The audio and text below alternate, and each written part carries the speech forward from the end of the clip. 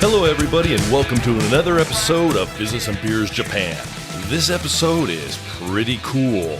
I sit down and share beers with Brett Bull at Ivy Place in Daikanyama. Brett is the founder of Tokyo Reporter, an English language website reporting on the latest salacious and scandalous news from Japan. Brett personally translates reports and articles from the Japanese tabloid media, covering topics not usually reported by the mainstream media, such as crime, sex, murder, and of course, the Yakuza. If you have an interest in all things underbelly Japan, this episode is definitely for you. Here is Brett Bull, aka the Tokyo Reporter.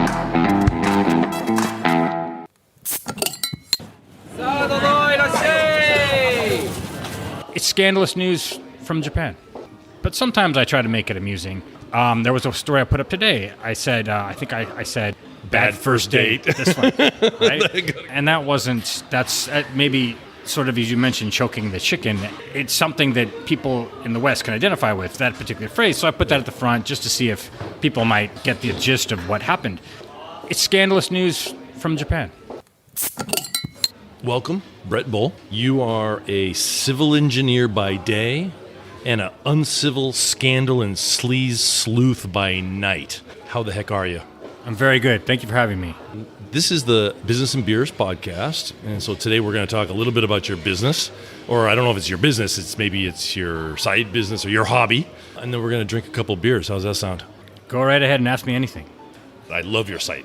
Your site has received a lot of exposure, not only on social media, but also on CNN, Tokyo Time Out, and even the Washington Post. They describe your site, Tokyo Reporter, as a mix of National Enquirer, New York Post, and Penthouse Magazine. If Penthouse Magazine even still exists, I'm not even sure. How would you describe your site? I'm not sure that I would go so far as to say it's a mix of the National Enquirer and Penthouse. Because I think actually, I think I provide a service in English to readers primarily in Japan who cannot read in Japanese what's going on outside of their knowledge, right? So in other words, there's a lot of publications out in Japanese whose content doesn't make it into English, right? And a lot of it, I think, in my opinion, is very interesting. So if you look at, say, like the Japan Times, the Mainichi in English, the Asahi in English, they put out what they feel that their readership wants. Mm-hmm. However, I've discovered that there's a lot of other content that people in Japan are really interested in. Those subjects tend to be crime, maybe suicide, and then political scandal, entertainment scandals, things like that. It's scandalous news from Japan.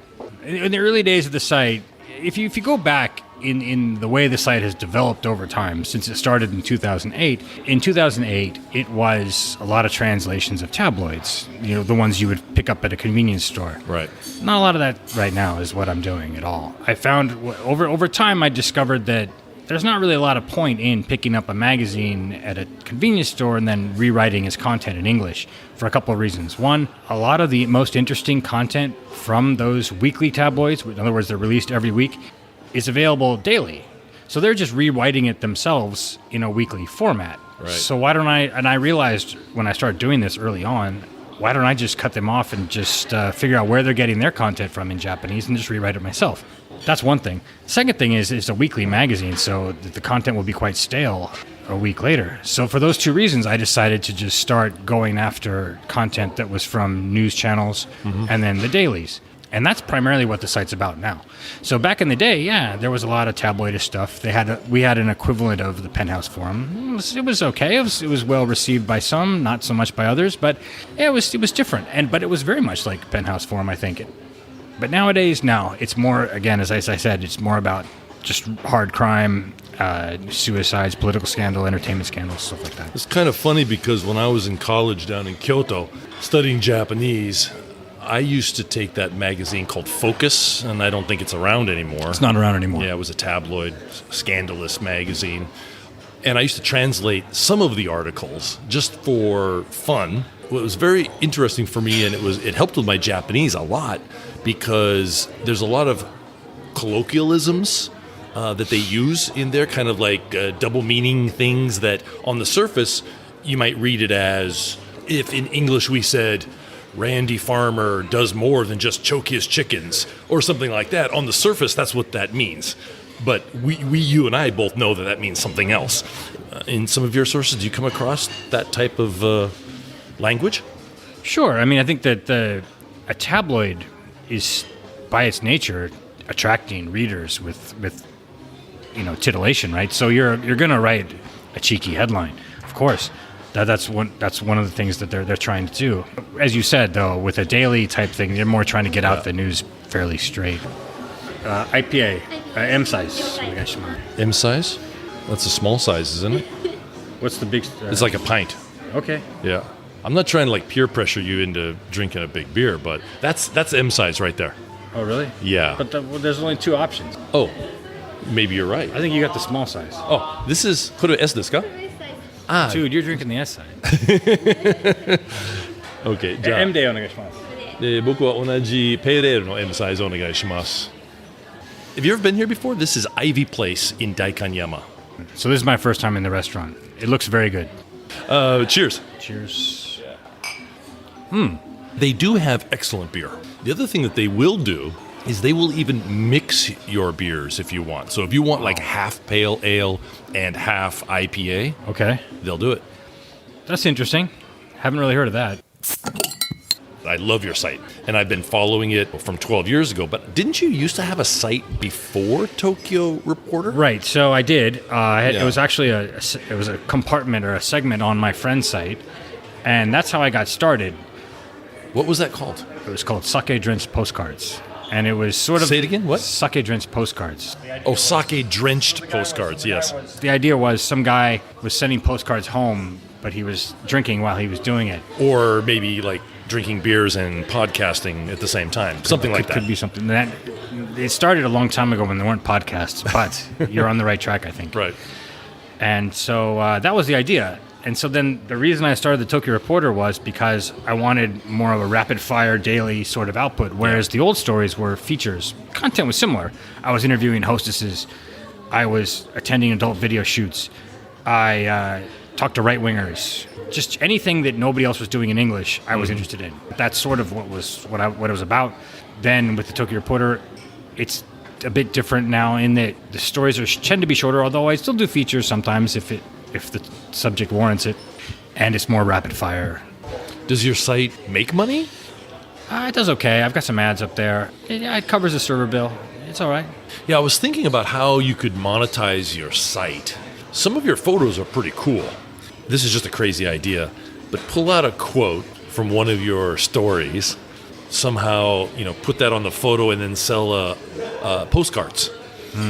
A set of like 12, and you can sell them through your site, even a t-shirt with one of your cool photos on it with maybe Tokyo Reporter on the back, a shopping page, caps, polo shirts that just have the logo of the site. Your logo is pretty cool. Oh, you like that? I do like it. Yeah, your logo of the gun. You like the gun? I do. Oh, good. You're like the first person, I think. Really? I like it because I think it's simple. I like it. I don't think most people get it. What's the get? Exactly. I think it's pretty simple to understand. But it's a cool logo, and I think it's very easy. You could put that on a mug, you could put it on a cap, you could put it on a polo shirt, anything. I would start there, and you might be surprised. I think I should hire you as my marketer. as your sales guy. As your sales guy. But some of those photos, if you bundled them in a package of 10 as postcards or something like that, those would sell on your site. Souvenirs, yes. Nice combination of people and places. You take a lot of great photos you had some nice photos of abandoned buildings, of kabukicho, of neon, of people with tattoos. Maybe it's just me personally, but I think those type of photos are pretty cool. And I would imagine I'm not too unique in that interest of it. I don't know, maybe in the future, some of the people that are involved in any of these stories, I could interview them for a podcast, and then you use a paid site where you have to pay to get the interviews of the people that were involved in your stories. Well, wouldn't the obvious thing to do would be to have somebody underwrite the podcast, right? So like if you got Asahi Beer, I don't know, they wouldn't, of course, but I mean, let's say the Tokyo Porter had its own podcast, right? Yes. Brought to you by Asahi Beer. This week we are speaking with Taro Tanaka. He runs a pachinko parlor in Kabukicho.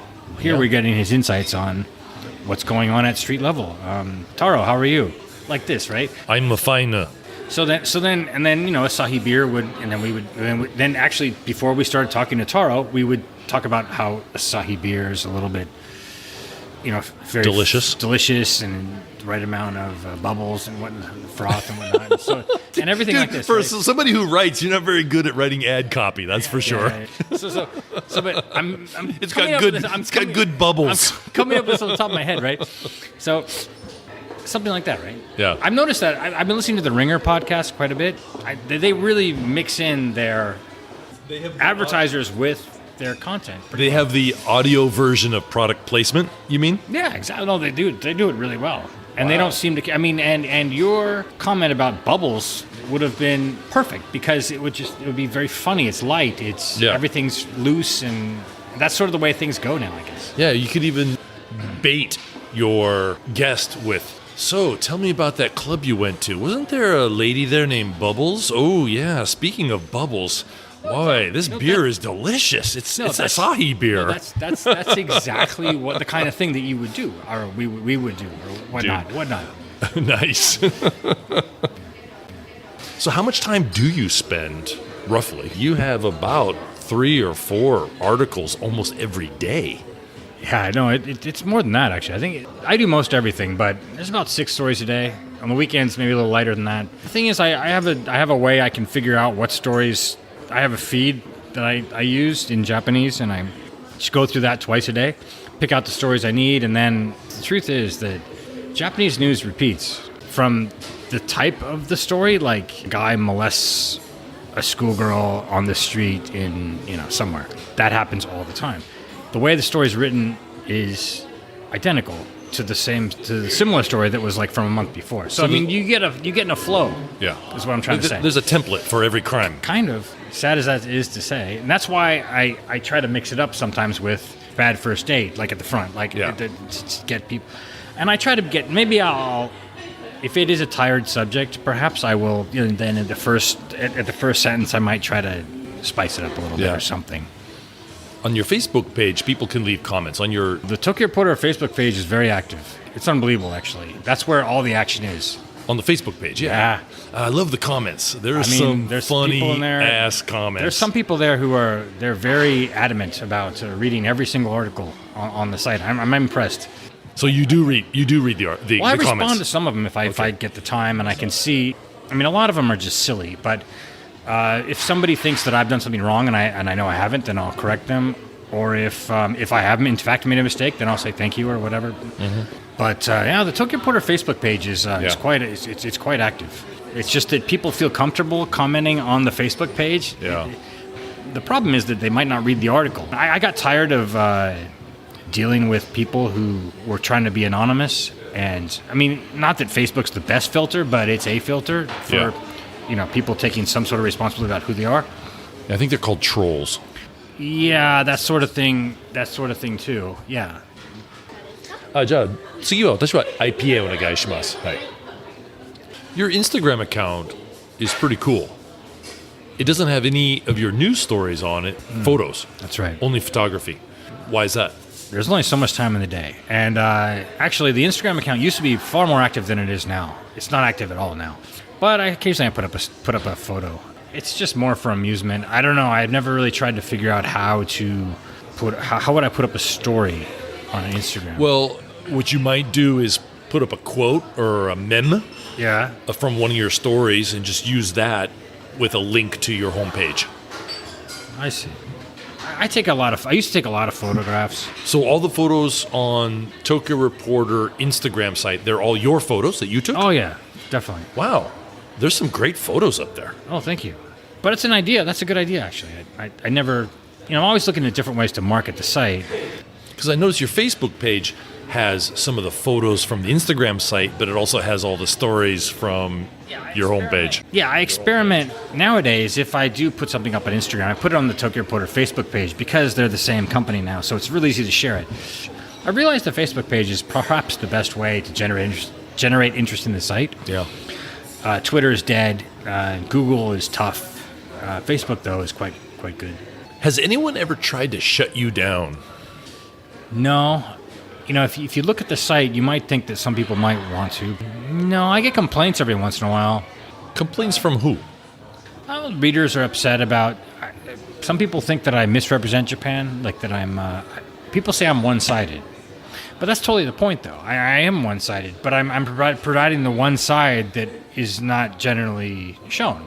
Right? So you've got all these mainstream publications that show the regular type news, but I'm showing a different side that I think is very legitimate. But this is a case of don't shoot the messenger, is it not? A little bit, I think. The content is already coming from the Japanese news, right? So it's maybe misdirected. But you don't put much of your own opinionated editorial into There's basically zero. To answer your question, though, nobody's ever tried to shut me down. But what I do get is people will specifically ask that a certain article gets taken down because, in the Japanese system, just because somebody's been arrested and the police have a strong case, it doesn't mean that this person's going to get a guilty decision in a court, right? Right. There's a very good chance that the prosecutors will drop the case or whatnot. And so sometimes that'll happen, and people will write to me saying, hey, take this story down. I wasn't prosecuted. And so... Fair enough, just because somebody's wasn't prosecuted, that's fine. I'm happy to put up that he wasn't prosecuted in the case. Right. But that doesn't erase the fact that he was arrested in the first place. I mean, why are we erasing history?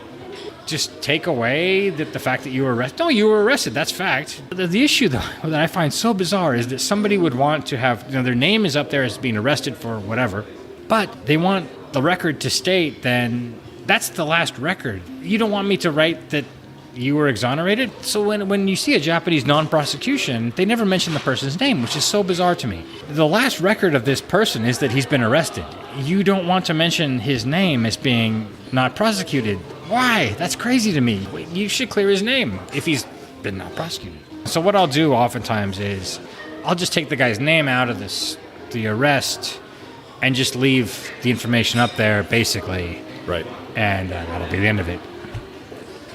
Was there ever a story that you decided not to report? Not to report. Not because of, say, I think it's too controversial or I think it's unsavory or something. No, right. I've never. I don't. Off the top of my head, I don't think so. But several times I've started. Maybe I'll see something and I'll think, oh, this sounds interesting, and then I get through it, and maybe the Japanese is too vague that I even because by its nature, the way the Japanese language is used. It's incredibly vague. Right. It creates this feeling, and I'm not Japanese, but when I read it, I think the intention is in a lot of ways so that people don't really know exactly what happened. They have an idea of what happened. Yeah. When you have a certain story that's even more vague than usual, and you start trying to put it in English, you realize this is stupid. I'm done, and you delete it. Right. That happens sometimes.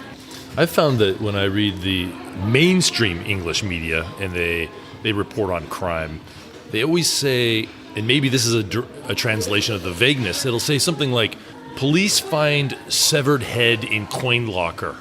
Authorities suspect murder. So yeah, that's literally what happened. The Japanese will say that they are it's a murder case. That they will, yeah, I mean, what seems obvious is actually stated in Japanese. Everybody knows it should be considered murder, but they've got to put it in there, right? But that doesn't really add anything to the story. Right.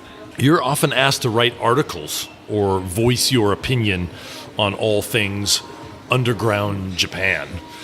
Other than the articles that you translate, what do you do to keep up with the trends or even the laws and things like that? The reason I asked this, I read one article that you had written about girls' bars. So somebody obviously came to you and asked your opinion or your thoughts on this. And that's not a translation of an article. It's somebody coming to you because you seem to be the authority on these types of things. Do you actively try to educate yourself on trends and I guess even like the law? Sure.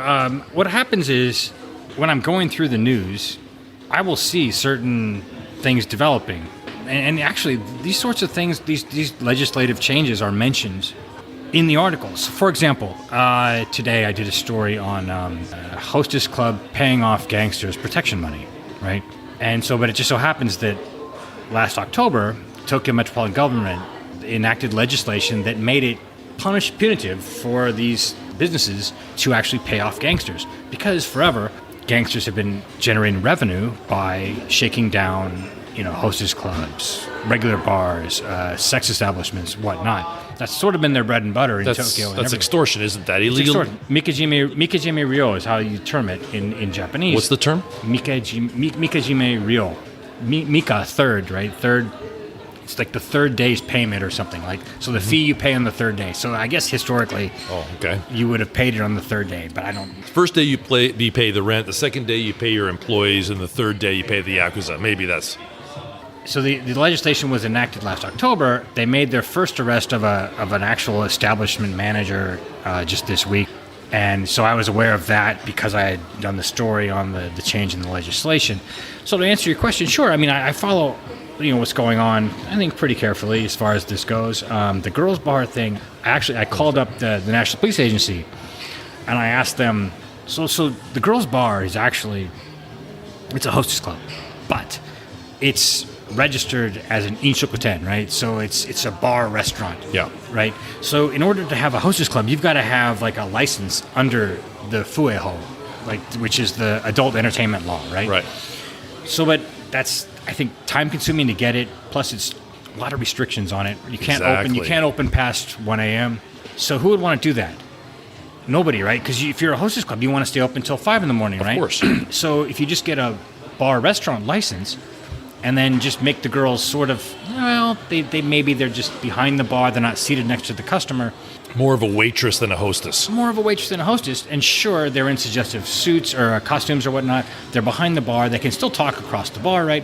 And who knows? If nobody's watching, they could maybe sit down next to the customer. And who knows? That's the kind of thing I think that's the genesis of the girls' bar. That's what it was for.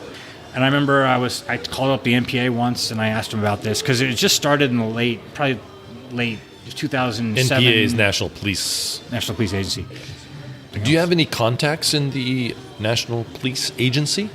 No, I think I sent them an email and they said, just call us at this number and we'll tell you or something. Well, yeah, I not really. So. And when you call them, do you just call yourself as, "Hi, I'm Brett Bull. I would like to know this," or?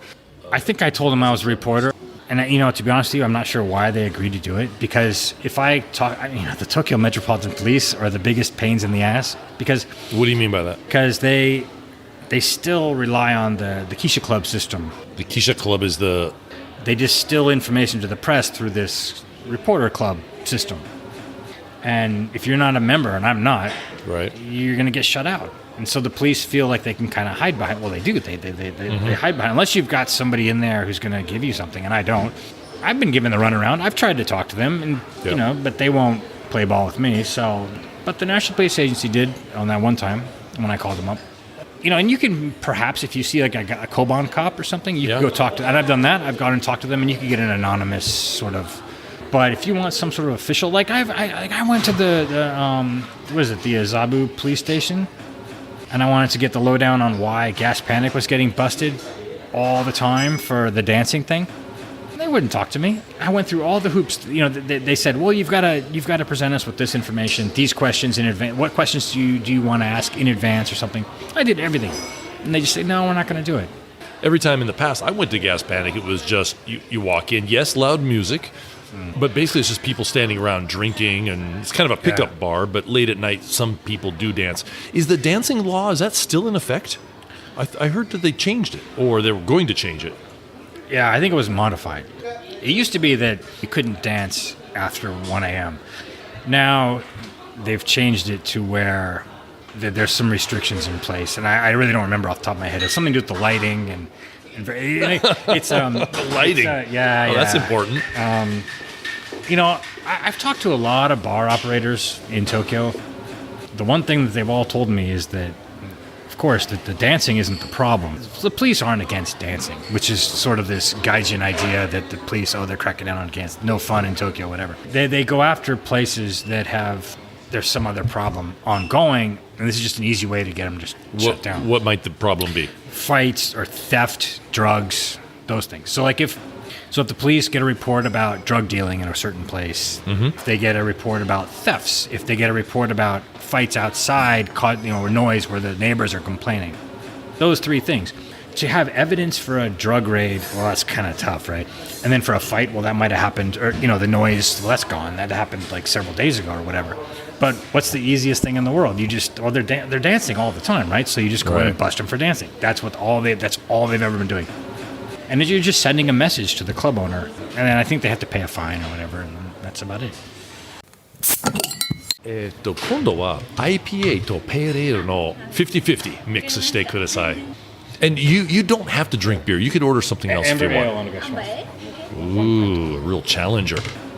What is your end goal, the Tokyo Reporter? What are you trying to get out of your site? Is it something financial, or is it notoriety, or is it just your love of journalism? Is it a hobby? What do you hope to get out of this?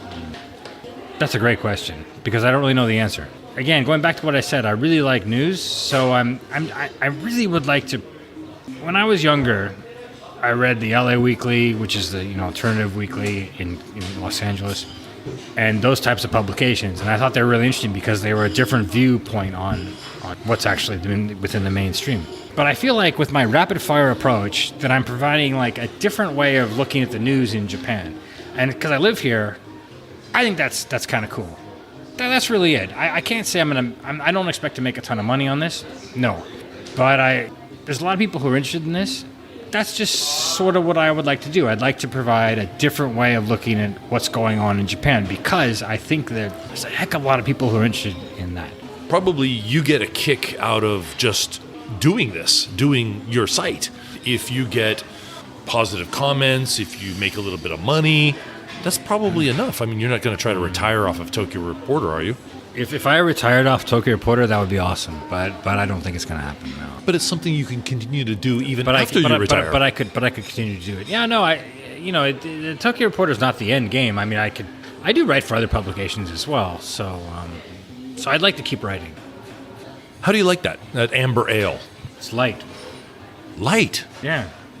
I thought it was a bit heavy. I have had the amber ale here before. I thought it was almost like a stout. Really?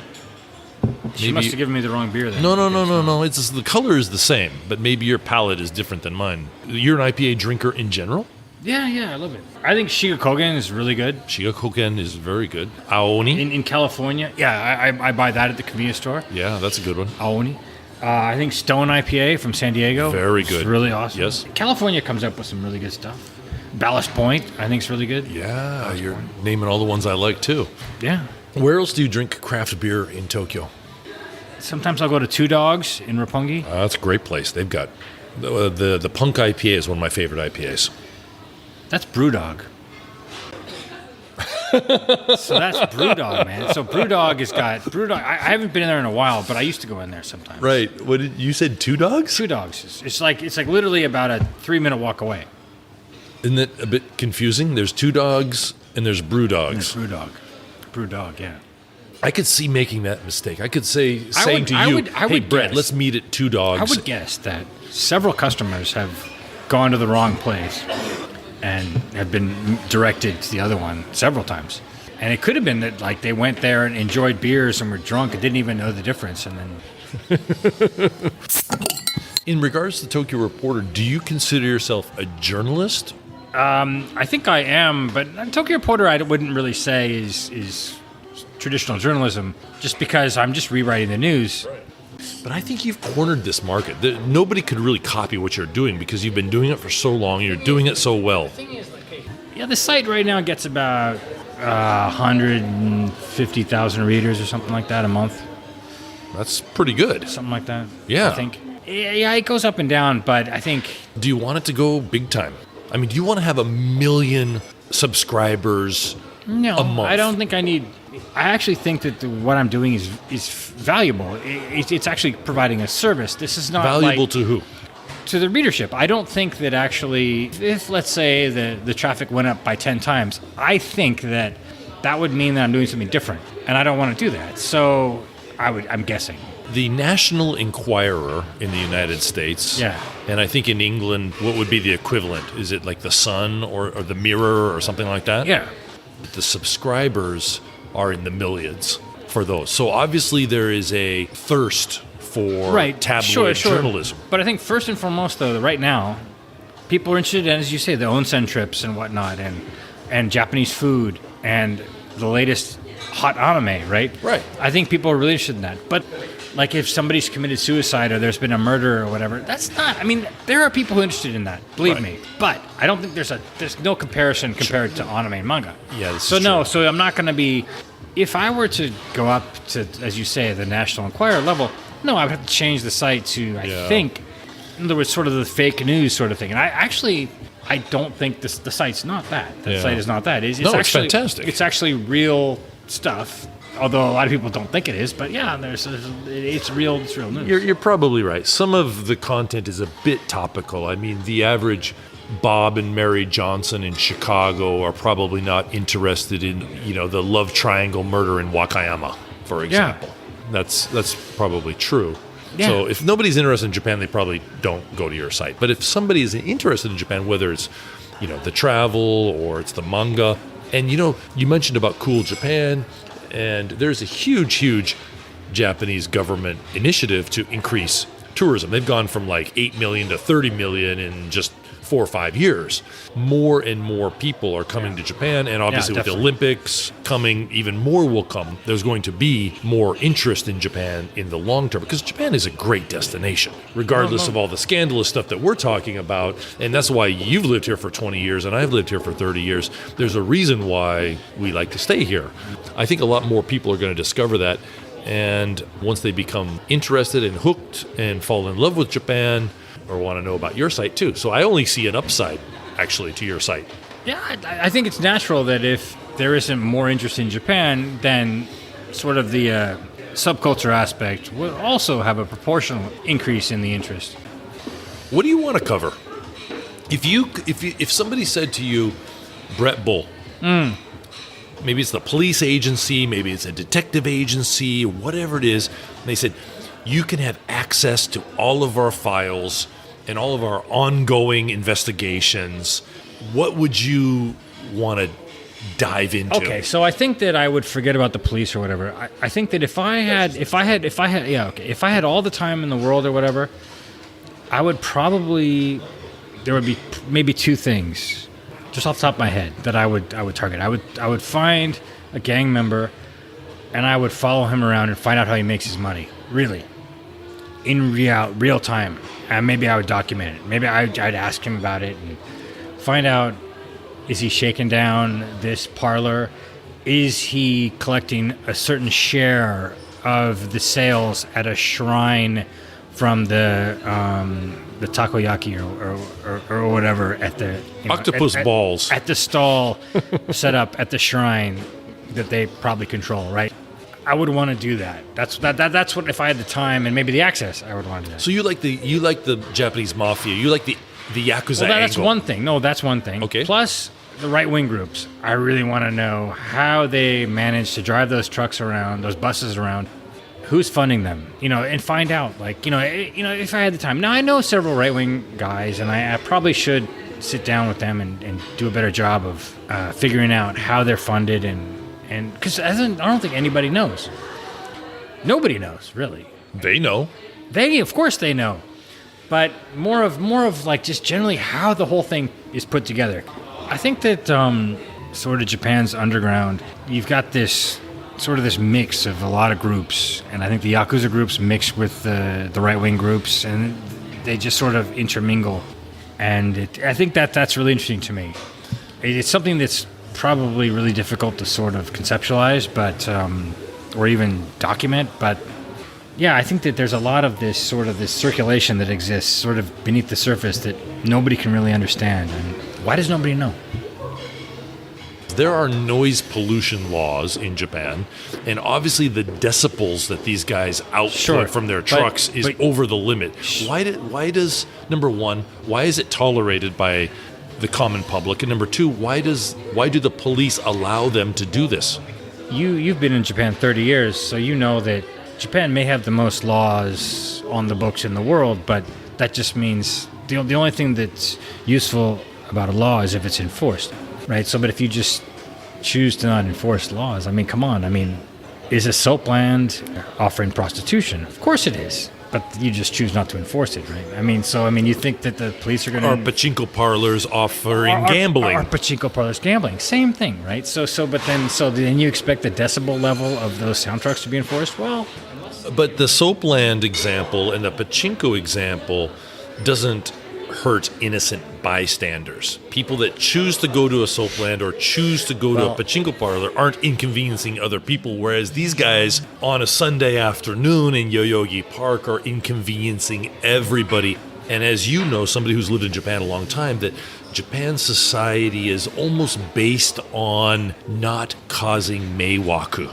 Not causing problems or inconveniencing others. That is the underlying emotion or feeling in all of Japan is don't cause inconvenience to others. I think that those right-wing groups, in order for them to have their parades or whatever with those trucks, I think they file a plan with the local police. They definitely do. Yeah. So after you do that, so then they blow their speakers with the music and whatnot. Yeah.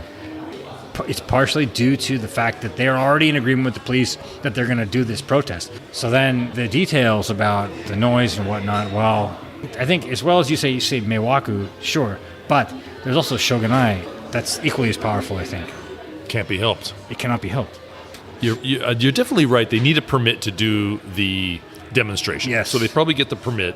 And if you've noticed, behind these trucks, there's usually a police car that's following them. And maybe if they go over the decibel limit, they just maybe get a fine later. Well, I mean, honestly, I've seen the police guys directed them where to park. I mean, yeah, I know they're very accommodating. They're very accommodating. Well, that's the Japanese hospitality. It goes back to what you said about motinashi. Yeah. So it's like, here, park your vehicle here, sir. Is there anything that you would like to talk about? What I can ask you is, what kind of articles do you want to see about Japan?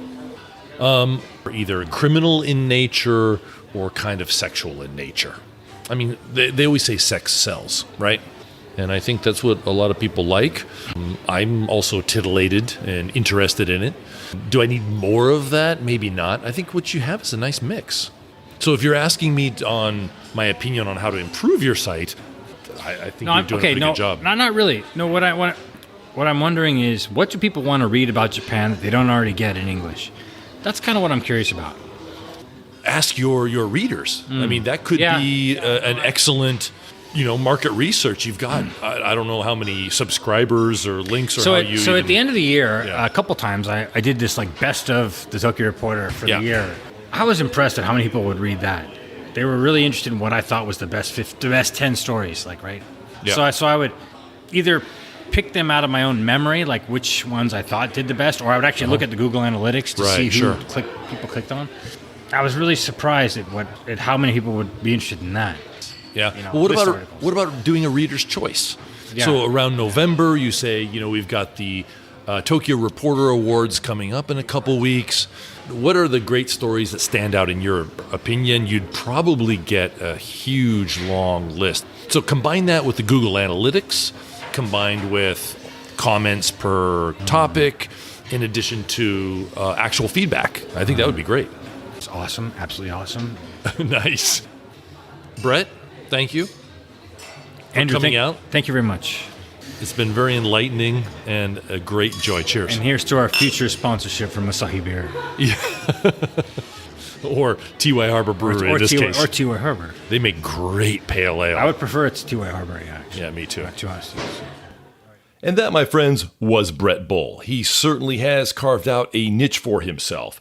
His site, TokyoReporter.com, is both interesting and very entertaining, proving once and for all Japan is not just cherry blossoms and sushi. He can also be found on other social platforms such as Facebook and Twitter and Instagram under the name Tokyo Reporter.